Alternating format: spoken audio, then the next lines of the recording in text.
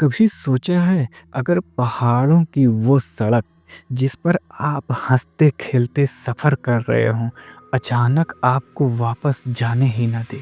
अगर आपके दोस्त एक एक करके बदलने लगे और आपको पता ही ना चले कि इंसान कौन है और पहाड़ों की चीज़ कौन।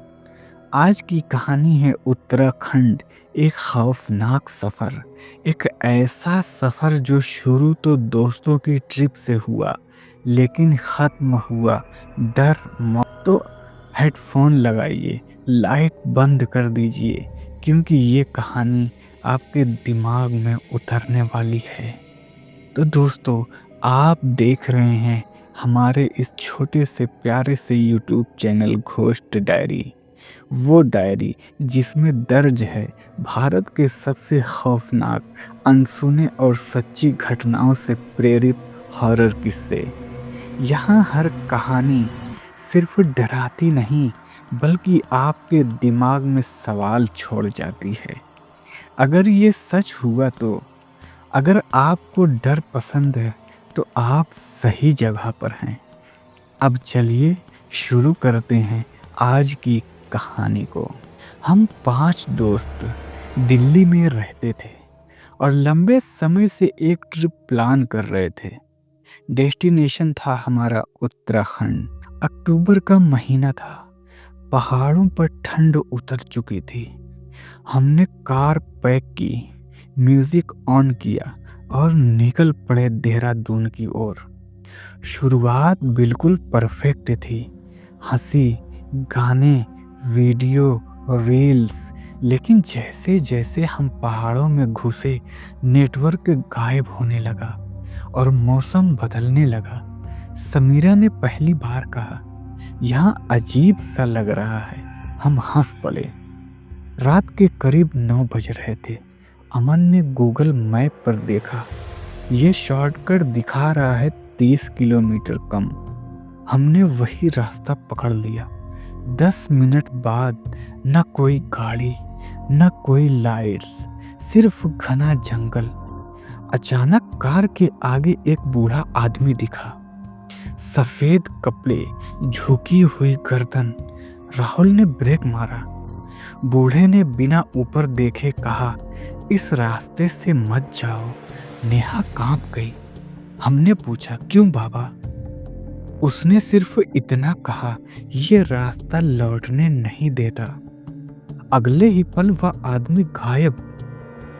थोड़ा आगे बढ़े तो एक छोटा सा गांव दिखा। नाम लिखा था काली खेत। हमें रुकना पड़ा क्योंकि पेट्रोल भी कम था। एक पुराना गेस्ट हाउस मिला। मालिक बहुत अजीब था। उसने चाबी देते हुए कहा, रात में कोई भी बाहर मत जाना। राहुल हंस दिया, भाई डरावनी फिल्म चल रही है क्या? मालिक की आंखें एक पल के लिए पूरी काली हो गईं। रात के ठीक 12 बजे दरवाजे पर आवाज आई। नेहा डर गई।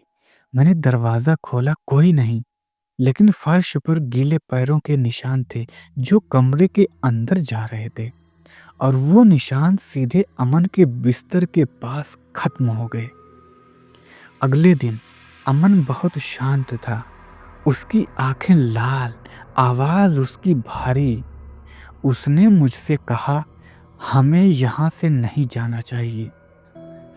समीरा ने देखा, अमन की गर्दन पर काले उंगलियों के निशान थे। रात को अमन गायब हो गया। खोजने निकले तो गांव के मंदिर के पास उसकी आवाज आई, आदिल, हम यहीं के हैं।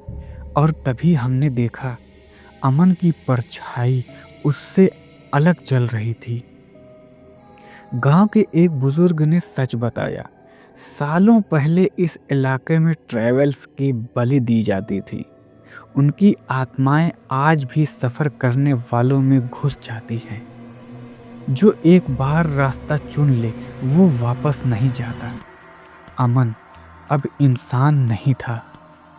रात में गेस्ट हाउस की दीवारों से खून टपकने लगा।